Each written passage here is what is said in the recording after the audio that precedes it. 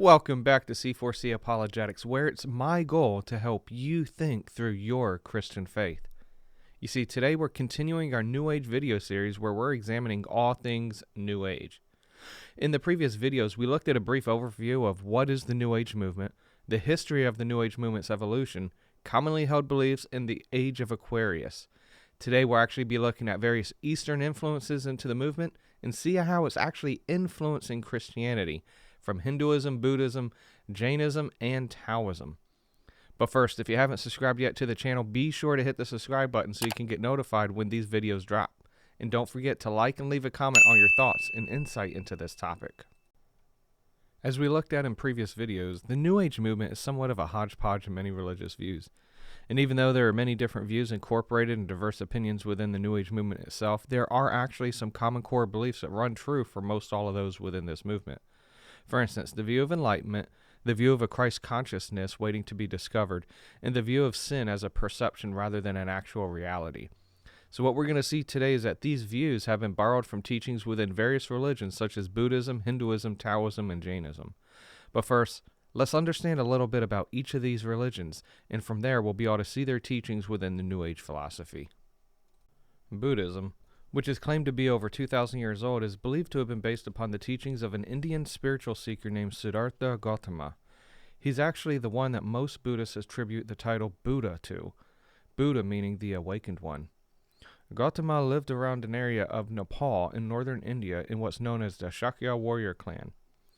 It was said that according to legend, as a child, he would either grow up to be a great king or a spiritual leader. His father, who was a king at the time, tried to prevent him from desiring a religious life by giving him everything he wanted as he grew older. However, it's said at the age of 29, as a married prince and father, he was dissatisfied, and upon seeing the realities of suffering in his surrounding community, he eventually went on a religious quest to actually find a way out of suffering in life. He eventually led himself to believe that suffering was an integral part of life for any person, but that it's most specifically due to our own attachment and failed expectations, that the thoughts within our mind create the suffering that we experience in life. And since we create this suffering in our mind, we can actually rid ourselves of the same suffering by reshifting our mind. This would be through a practice of behavior, concentration, and wisdom to awaken ourselves and liberate our thoughts of suffering. The most known teachings within Buddhism is the Eightfold Path, which are called Noble Truths, because they believe that it's taught that they can make us better people and allow to liberate yourself from existential pains of life so as to reach nirvana. The path is 8 steps that can lead to a healthy being. The 8 steps are a right view, right intentions, right speech, right actions, right livelihood, right efforts, right mindfulness, and right concentration. Not only is Buddhism found, but so are Hindu ideas. Hinduism sees faith as an all-encompassing way of life that's characterized by a belief in reincarnation, which they called samsara. In the Hindu religion, there's one absolute being with multiple manifestations and deities. They teach the law of cause and effect, which you and I know as karma. Similar to Buddhism, they teach a path of righteousness by engaging in spiritual practices known as yogas and prayers, which are called bhakti. The goal of Hinduism is to be liberated from the cycle of birth and rebirth. Hindus don't see truth as absolute or objective, but rather that truth is sought in multiple sources and not dogmatically proclaimed. Thereby, they receive a pluralistic set of truths found within any view. Hinduism is actually focused in its practice and is considered the second strand in the fabric of the religion. There is the practice of the puja, or the honoring of certain deities, as well as worshipping of icons and images known as the pratima or the murti. Basically, this is considered to them the same practice as giving honor and hospitality to an honored guest. Regarding creation, Hindus believe in Brahma, which is an uncreated, eternal, all-embracing principle which is seen as a being and non-being at the same time. It is the sole reality and the foundation of all existence in the universe. Considered and called all, Brahma is seen as either causing everything in the existence to emanate from itself, transforms itself into the universe, or it assumes the appearance of the universe. Therefore, Brahma is considered to be in all things and is the self of all things in living beings. Within Hinduism is the Bhagavad Gita, or the Song of God.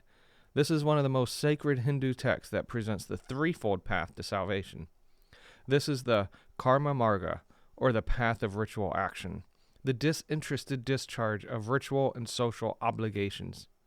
The Jnana Marga, or the path of knowledge, is the use of meditative concentration along with yoga training to gain a super intellectual insight in connection with Brahma. Finally is the Bhakti Marga, or the path of devotion, which is a love of a personal God. From there we can see Jainism, or Jaina Dharma, which emerged in the 6th century BC in India by Mahavira, who was actual contemporary to Buddha. Jainism was also contemporaneous to the inception of Buddhism. It's called Jainism for the spiritual leaders are called Jinas, which were said to have achieved liberation and perfection. And these Jinas are said to reside at the top level of heaven, above the realm of gods, and revered more than the gods because they actually achieved perfection. Jainism is an ascetic religion which places heavy emphasis upon ethical conduct and personal purity, for similar to Buddhism and Hinduism, the liberation of the souls. There is no creator God within the religion, and they see the universe as a self-existing system. And it's within this universe is the individual soul, which is subject to karma and rebirth. And the soul only finds liberation when it gets rid of all karma. And this only occurs once one achieves the life of perfection, discipline, and nonviolence.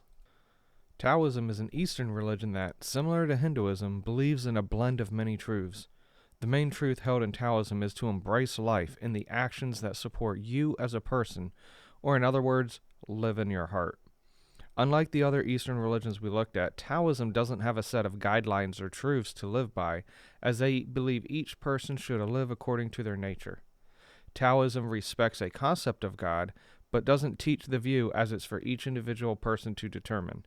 They do, however, believe in a dualistic unity between positive and negative energy known as the yin-yang. Within the New Age movement, we can see influences of each of these religions. Recall that the New Age movement believes in an energy of God, not the God of the Bible. The idea that salvation is found only within liberation of the soul, or a perfective state of mind and spiritual practices. And remember that suffering isn't an actual reality of life, but rather a state of mind that needs adjusting. Therefore, there is no sin to be delivered from, and no savior to seek forgiveness from, other than oneself. Reincarnation is a strong belief within these Eastern religions that is necessary due to the path of awakening or enlightenment.